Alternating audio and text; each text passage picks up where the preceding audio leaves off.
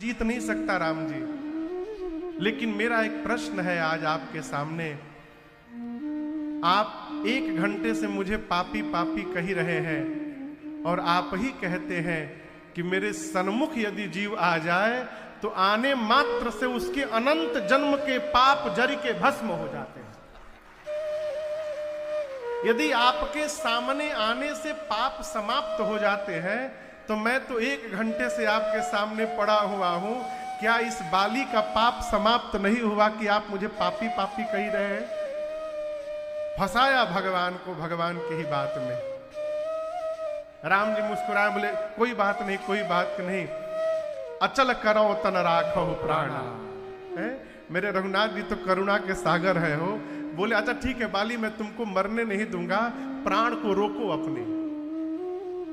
बाली ने कहा राम जी मैं भिक्षा नहीं मांग रहा हूं प्राण की अपनी, मैं इसलिए नहीं कह रहा हूं कि मुझे जीवित रहना है, नहीं नहीं, जैसा सौभाग्य आपने इस बाली को दे दिया प्रभु, ऐसा सौभाग्य तो ऋषि मुनियों को भी नहीं प्राप्त होता है? जनमा जनमा मुनि जतन कराही, परंतु अंतराम कही आवतना। जन्म जन्मांतर मुनि महात्मा यत्न करते हैं कि मरते समय मुख से राम शब्द निकल जाए, लेकिन नहीं आता प्रभु। और मेरा सौभाग्य देखिए ना, मैं मरने वाला हूं, अब मेरे मुख में राम नहीं, मेरी आंख के सामने साक्षात राम जी खड़े हैं। बहुरी की यस प्रभु बन ही बनावा। क्या दोबारा ऐसा सौभाग्य प्राप्त होगा मुझे? मैं तो एक वरदान मांग रहा हूं आपसे। देखिए बाली का जीवन कैसा भी हो, लेकिन बाली ने मरते समय जो बात कह दी ना, ये बड़ी अद्भुत बात है साहब। बाली कहते प्रभु मैं आपसे ये नहीं कहता राम जी की इस जन्म में मैं बानर था तो अगले जन्म में मुझे मनुष्य बना दीजिएगा, नहीं नहीं, हम ये नहीं कहेंगे। आप मेरे इस जीवन को देख लीजिएगा, उसका पूरा हिसाब निकाल लीजिएगा और उसके अनुसार मैं जिस जोनी में जाऊं प्रभु उस जोनी में ही भेजिएगा। कुत्ता बनूं कुत्ता बना दीजिएगा, गधा बनूं गधा बनाइएगा, मछली बनूं मछली बनाइएगा, जहां जाऊं कर्म फल के अनुसार वहीं भेजिएगा। कृपा बस एक करिएगा प्रभु, जिस जोनी में भी जन्म मिले मुझे आपके चरणों में प्रेम बना रहे, इसी की बात की आशीर्वाद मुझे दीजिएगा। जे ही जोनी जन्मऊ करम बस, तहराम पद अनुराग, जे जोनि जन्म करम बस। राम जी ने कहा दिया, अब बोलो। बोले प्रभु एक बात और है, एक बात और। चारों ओर से बानर घेरे हैं सरकार, सुग्रीव, नल नील द्विध महेंद्र सठ निसठ हनुमान जी चारों तरफ से घेरे हैं, भीड़ लगी है बानरों की। बाली नीचे गिरा है, सामने राम जी खड़े हैं, ये दृश्य है। बाली गिरा हुआ है। बोला राम जी एक बात और है। राम जी बोले कहिए, कहां गया हूं हम?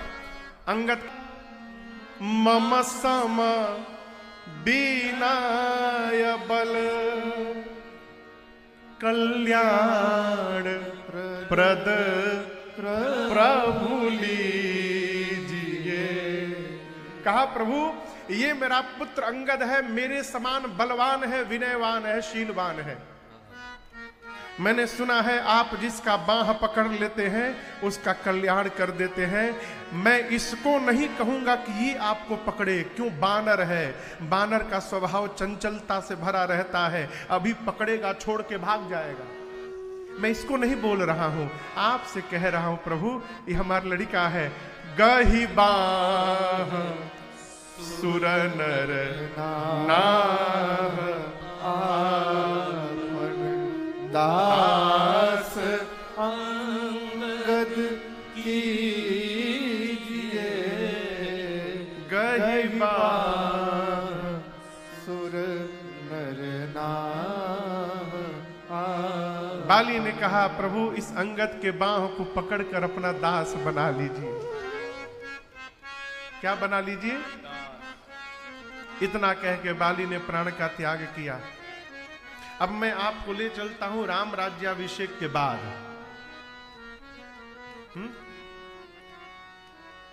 राम जी राजा बन गए।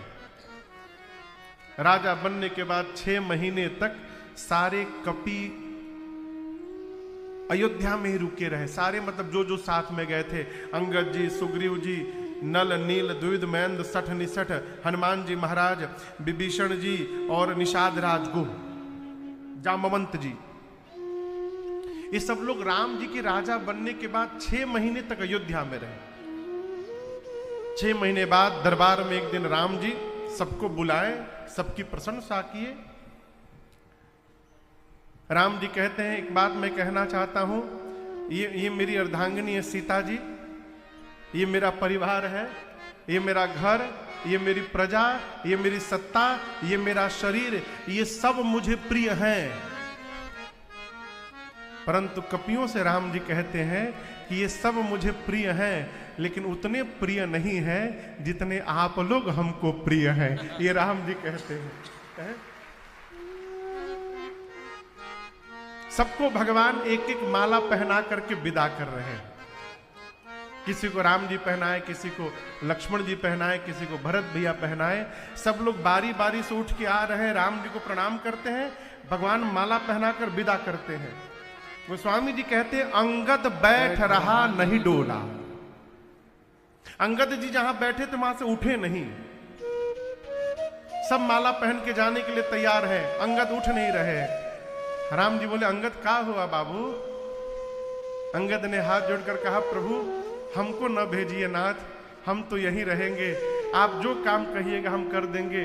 हमारे पिताजी ने तो मरते समय हमको आपका दास बनाया था प्रभु, आप हमको क्यों भेज रहे हैं यहां से? राम जी बोले इधर आओ। बुलाकर राम जी अंगद से बोले बेटा ये बात तो तुमको उस दिन कहनी चाहिए थी ना, जिस दिन मैं तुमको किष्किंधा का युवराज बना रहा था। उस दिन तुमको बोलना चाहिए था कि हमको युवराज नहीं बनना है, हमको तो पिताजी ने दास बनाया है, आप युवराज क्यों बना रहे हैं?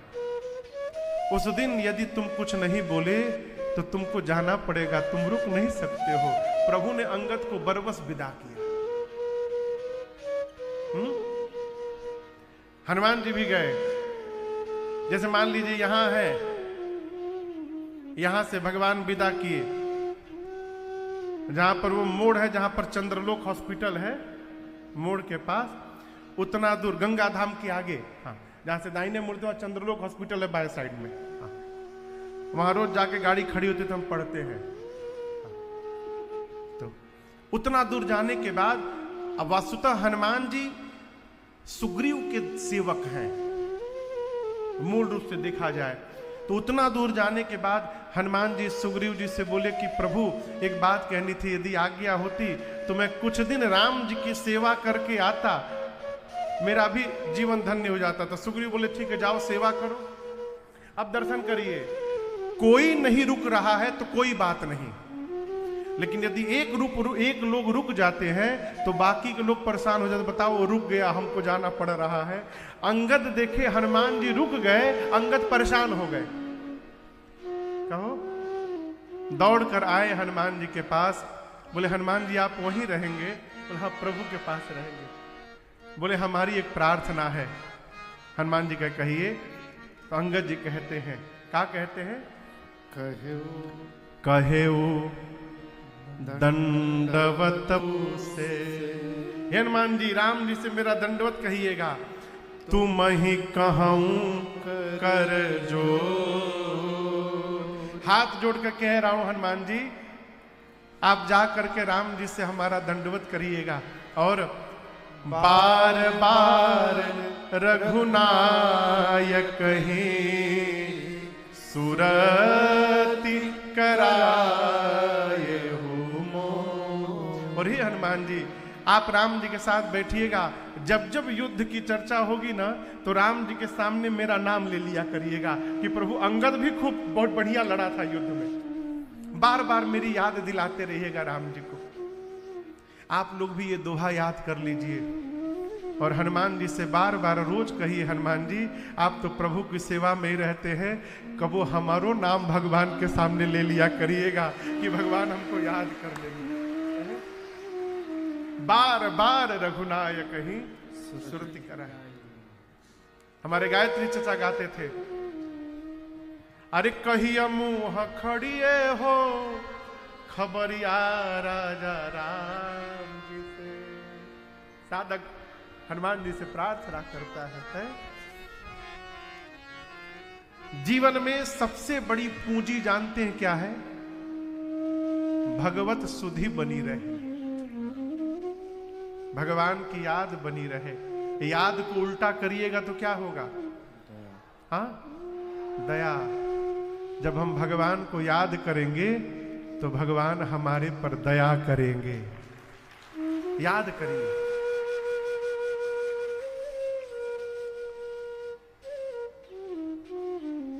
हमारे महाराज श्री कहते हैं, बाबू बात तो थोड़ी अटपटी है, बोलूं?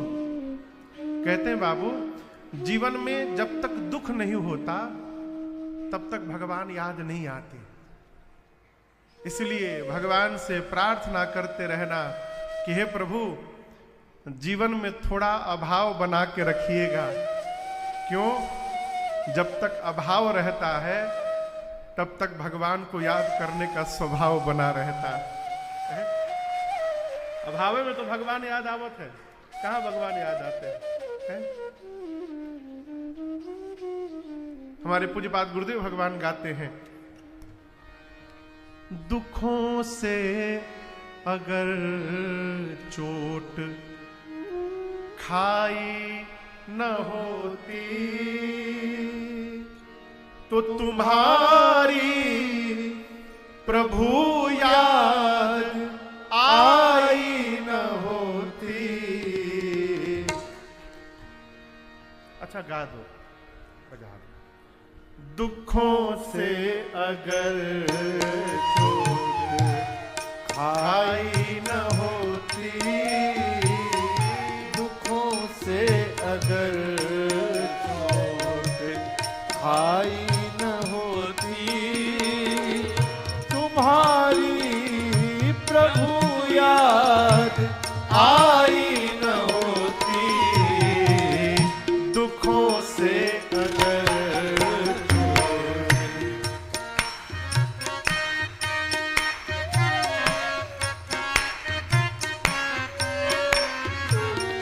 जो गालों पे पड़ता न माया का चाटा, जो गालों पे पड़ता न माया का चाटा, कभी भी ना लगता तेरा नाम साचा, कभी भी न लगता तेरा नाम साचा। जो आगे विपत्ति दिखाई न होती, जो आगे विपत्ति दिखाई न होती, तुम्हारी प्रभु याद आई न होती।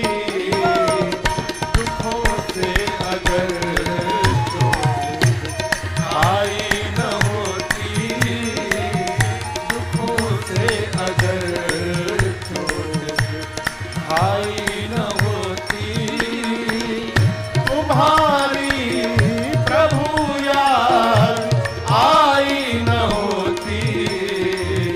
दुखों से अगर चोट आई न होती, दुखों से अगर चोट, दुखों से अगर चोट, दुखों से अगर चोट खाई न होती। दुख में भगवत स्मरण करने का स्वभाव बना रहता है। महाभारत का प्रसंग आप सुने होंगे। मां कुंती से भगवान श्री कृष्ण ने कहा, कुंती मैया भगवान श्री कृष्ण की बुआ थी। क्या थी? बुआ। तो भगवान कृष्ण ने कहा, बुआ आज ये मत समझना कि तुम्हारे सामने तुम्हारा भतीजा खड़ा है। मैं कह रहा हूं तुम्हारे सामने जगत का भगवान खड़ा है आज, और जो मांगना है मुझसे मांग लो, जो चाहती हो मांग लो। कुंती जी ने हाथ जोड़ लिया, कहा कि प्रभु मैं जो मांगूंगी आप देंगे। भगवान बोले, मोरे नहीं अदेय कछु तो ही, मैं कुछ भी दे सकता हूं, मांगो। कुंती मैया ने कहा, प्रभु यदि देना है तो एक आशीर्वाद दीजिए कि मेरे जीवन से कभी दुख समाप्त न हो।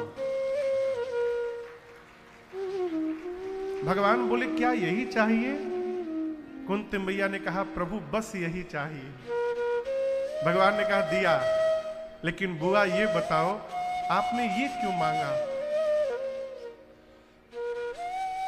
कुंती मैया ने कहा, प्रभु जब जीवन में दुख आता है ना, उस समय केवल आप ही दिखाई पड़ते हैं, दूसरा कोई नहीं दिखाई पड़ता है। मैं चाहती हूं कि आपकी सुधि सदैव बनी रहे, इसलिए केवल दुख चाहिए। प्रमाण मैं देता हूं, सुग्रीव को भगवान ने राजा बनाया, राज सत्ता लौटाया, पत्नी को लौटाया, कोष लौटाया, कुर्सी लौटाई, राजा बनाया किष्किंधा का। और राम जी बोले, तुम्हारा काम कर दिया, इसी चतुर्मास में तुम मेरा काम करना, सीता जी का पता लगा लेना। कहा था ना कल। आपसे निवेदन करूं, पूरा चतुर्मास बीत गया, ये सुग्रीव एक दिन भी भगवान को देखने तक नहीं गया, भूल गया।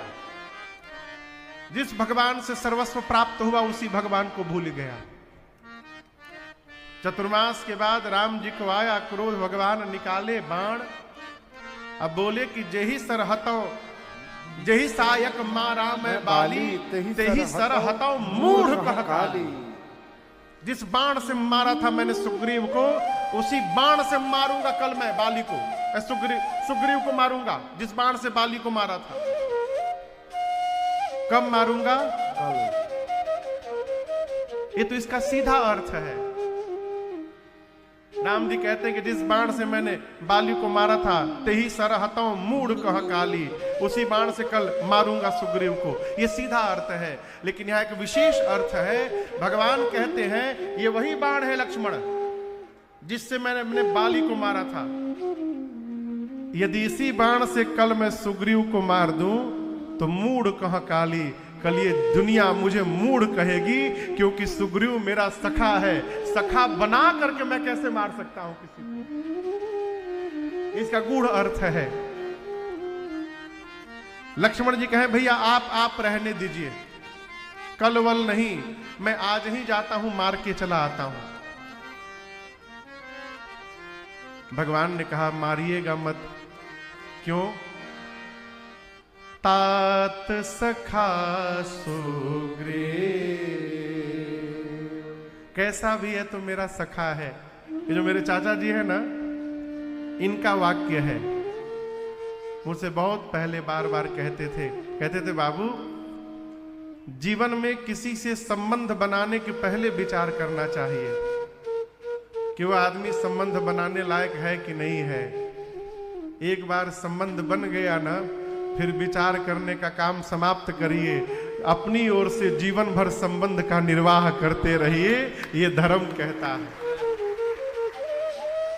राम जी कहते हैं अच्छा है चाहे बुरा है, मेरा सखा है।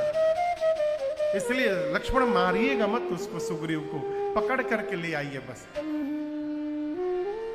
लक्ष्मण भैया गए, पकड़ कर लाए। सुग्रीव आकर त्राहि माम, क्षमा करिए प्रभु, क्षमा करिए, आपकी माया में फंस के आपको भूल गया।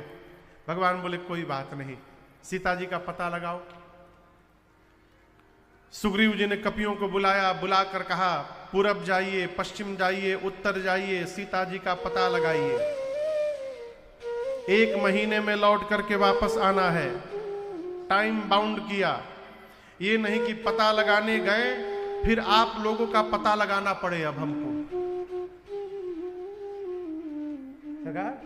घर परिवार में कई ऐसे लोग होते हैं, उनको कोई काम सौंप दीजिए तो उनके पीछे 2 आदमी लगाना पड़ता है, देखना काम कर रहा है कि नहीं कर रहा है।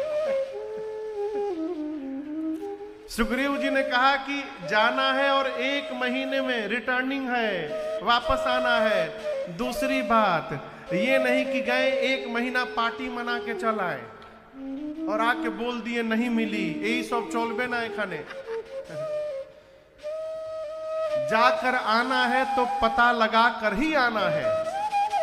यदि खाली हाथ कोई लौट कर आया तो आने के साथ वो मेरे हाथ द्वारा मार दिया जाएगा। दंड कठोर किया सुग्रीव जी ने, कपि प्रणाम करके सब गए। अब इसके बाद जो मुख्य सेनापति थे, कौन? श्री जामवंत जी, श्री हनुमान जी, अंगद जी, नल नील, द्विविध मयंद, सठ निसठ, इन सबको बुलाकर सुग्रीव जी ने कहा आप सभी लोग मिल करके दक्षिण दिशा में जाइए। किस दिशा में जाइए? शर्तें यहां भी लागू हैं, आप लोगों को भी 1 महीने में ही आना है और खाली हाथ नहीं आना है। राम जी बैठे, सारे कपि दूर दूर से प्रणाम कर करके राम जी को जाने लगे। भगवान आशीर्वाद दे रहे हैं और सबके जाने के बाद सबसे अंत में पाछे पवना तनय सिरुनावा, पाछे पवना तनय सिरुनावा,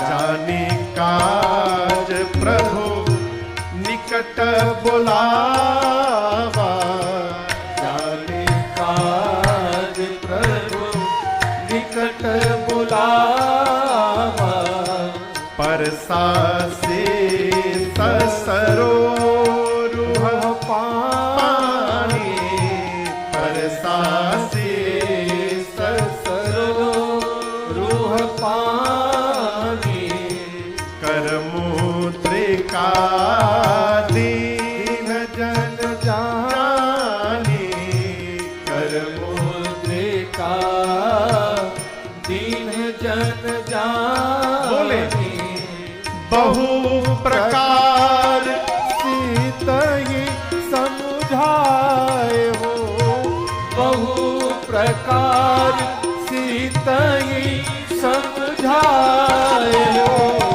कही बल बिरह में तुम आए हो, कही बल बिरह में तुम आए हो, कही बल बिरह तुम आए हो, कहीं बल विरह पे तुम आए हो। सारे कपि प्रणाम करके गए। सबसे अंत में किसने प्रणाम किया? हाँ, हनुमान जी महाराज ने। जैसे हनुमान जी ने प्रणाम किया, राम जी ने हाथ से इस आशीर्वाद नहीं दिया, कहा इधर आइए, मेरे पास आइए। किसी कपि को राम जी ने नहीं बुलाया। किसको बुलाया? हनुमान जी को बुलाया। क्यों बुलाया? राम जी जान रहे हैं कि जा भले सब रहे हो, लेकिन काम तो मेरे हनुमान ही करके मेरे पास लौटेंगे, इसलिए प्रभु ने केवल हनुमान जी को बुलाया। जानी काज प्रभु निकट बुलावा। हनुमान जी महाराज आए, प्रणाम करके बैठे। राम जी पहले सिर पर हाथ रखे, पर सासी सरोरूह पानी, और उसके बाद अपनी संध्या वाली स्वर्ण मुद्रिका राम नाम अंकित निकालकर और हनुमान जी को देकर राम जी ने कहा कि ये सीता जी को दीजिएगा तो उनको विश्वास हो जाएगा कि आपको मैंने भेजा है। ये चिन्ह है। अनेक प्रकार से समझाइएगा, मेरे विरह बल को बताइएगा और बता करके शीघ्र मेरे पास वापस आइएगा। क्या बताइएगा? विरह बल, कि उनके वियोग में मैं कितना व्यथित हूं, आप बताइएगा। अब आप सोचिए, श्री हनुमान जी तो बाल ब्रह्मचारी हैं। हाँ? हनुमान जी कहा जाने की पत्नी का वियोग का होता है?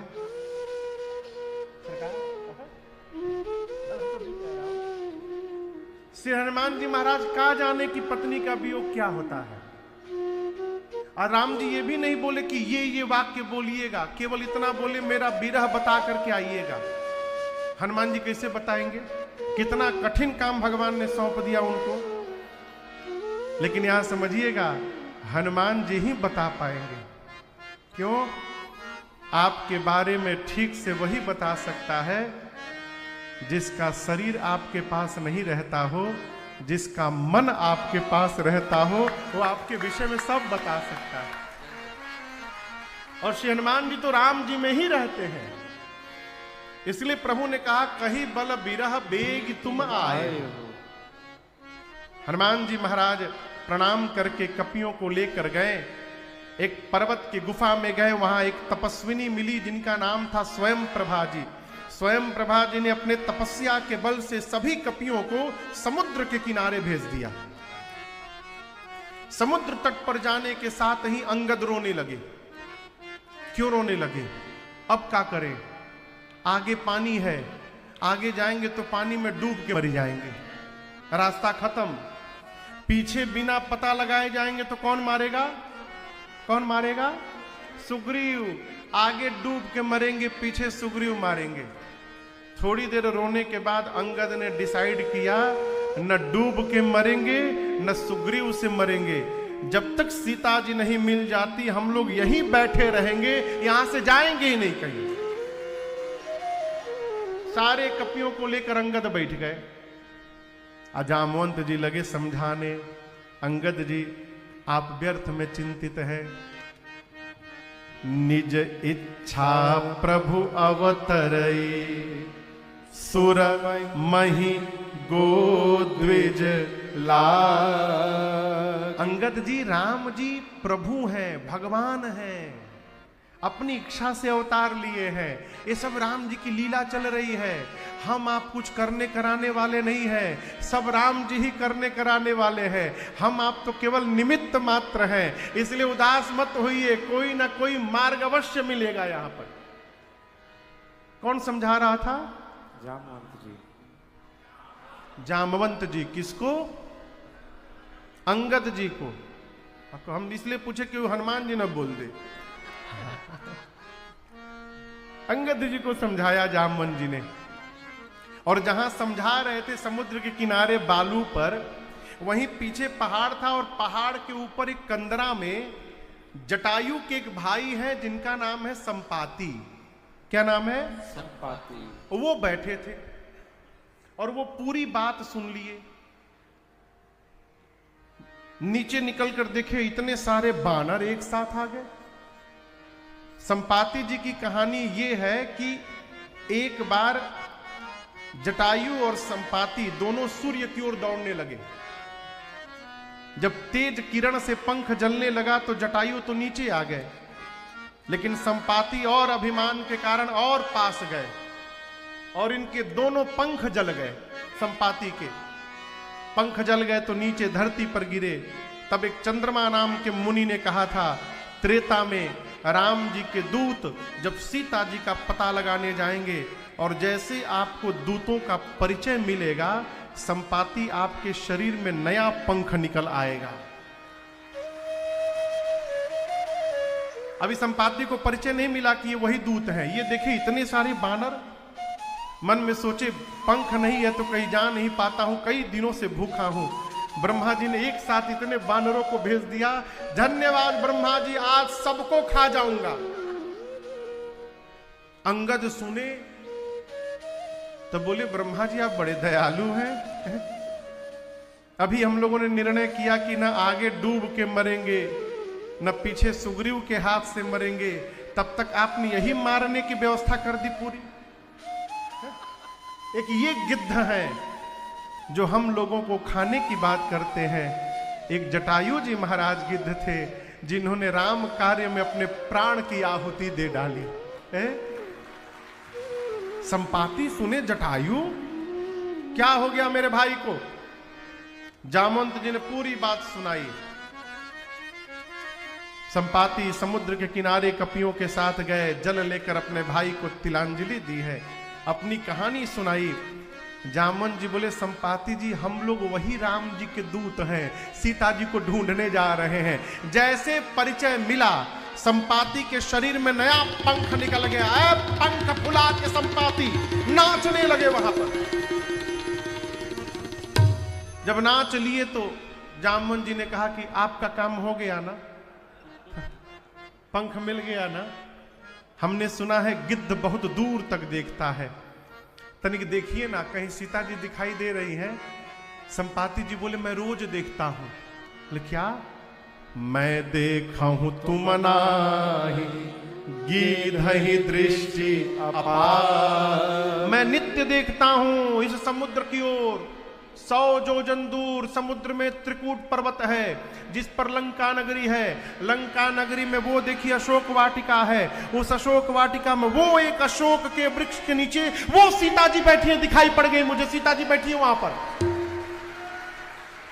जैसे पता बताया संपाति जी ने, सारे कपि नाचने लगे। जामवंत जी बोले बहुत बहुत धन्यवाद आपको, और सहायता कर दीजिए। बोले और नहीं करूंगा, दैट्स इट, और नहीं कर पाऊंगा। क्यों? बूढ़ भयं न करते कछुक सहाय तुम्हारा। बूढ़ा हो गया हूं, नहीं तो अवश्य सहायता करता।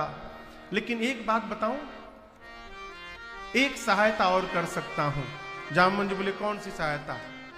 संपाति बोले आप में से कौन वहां जाएगा ये बता दूंगा। जामवंत जी बोले कौन जाएगा? संपाति जी बोले एक छलांग लगाकर, छलांग समझते हैं ना, जंप, एक छलांग लगाकर जो 100 योजन की दूरी तय करने की शक्ति रखता है। कितना योजन? 100 योजन। वो राम जी का काम पूरा करके आएगा। एक योजन में 12 किलोमीटर, तो 100 योजन में कितना हो गया? 1200 किलोमीटर। पुणे से 1200 किलोमीटर दूर पर कौन सा शहर होगा?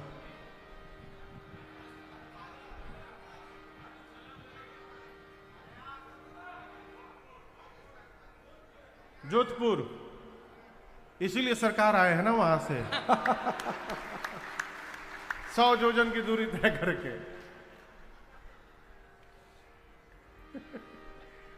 संपाति ने कहा, संपाति जी ने, कि पुणे से छलांग लगावे तो जोधपुर में जाके उतरे। 100 योजन की जो दूरी तय कर सकता है वही राम जी का काम पूरा करेगा। बोल के संपाति चले गए। संपाति के जाने के बाद जितने कपि लोग थे, बानर लोग, सब आपस में झुंड लगा के बैठ गए। कौन जाएगा हो? कौन जा सकता है 100 योजन?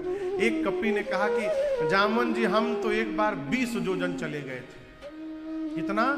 20 योजन। जामवंत जी बोले गए होगे। दूसरे ने कहा तुम कहाँ गए हो 20? 30 तो हम मार के बैठे, 30 योजन। जामवंत बोले अच्छा 30 योजन चले गए थे, तब भी कुछ नहीं हो पाएगा। एक कपि ने कहा हमारा लिखिए 50 योजन, हम 50 योजन जा सकते हैं। जामवंत जी देखिए सब धीरे धीरे बढ़ रहे हैं। बोले क्या बात है, 50 योजन 50% कवर हो गया। ताली बजाइए इनके लिए, 50 योजन हो गया। और कोई आप में से वीर बैठा है जो 50 योजन से आगे जा सकता है? एक कपि बोला 70 योजन चला जाऊंगा मैं। बोले बस बस पहुंच जाओगे अब कोई बात नहीं। शाबाश, 70 योजन का वीर, और हिम्मत बांधिए। कौन जा सकता है? एक कपि एकदम सांस खींच रहा है। जामवंत जी बोले जल्दी बोलो कितना लिखे तहरी नाम के आगे? बोले 90 योजन चला जाऊंगा। जामवंत जी बोले बस पहुंच गए, पहुंच गए। एक बार और हिम्मत बांधो, 100 पूरा हो जाएगा। कौन जाएगा 100 योजन? धीर तुम बढ़े चलो, धीर तुम बढ़े चलो। सामने पहाड़ हो तो सिंह सी दहाड़ हो, डरिए मत। बताइए कौन जाएगा? अब कोई सांस न ले रहा है। 90 योजन का जो वीर बैठा है वो हर 2 मिनट पर हम जाएं, जामुन 2 मिनट रुको, 2 मिनट रुको, कहां जाओगे? 90 नहीं 99 योजन भी जाओगे तो डूब ही जाओगे। 100 योजन जाना है। क्या 100 योजन की छलांग लगाने का समर्थ लेकर कोई कपि यहां पर नहीं बैठा है? आप लोगों को अपने आप को युवा कहने में शर्म नहीं आती? मैं बूढ़ा हो गया हूं, मेरी जवानी रहती तो मैं बता देता कि 100 योजन किसे कहा जाता है। भगवान जब बलि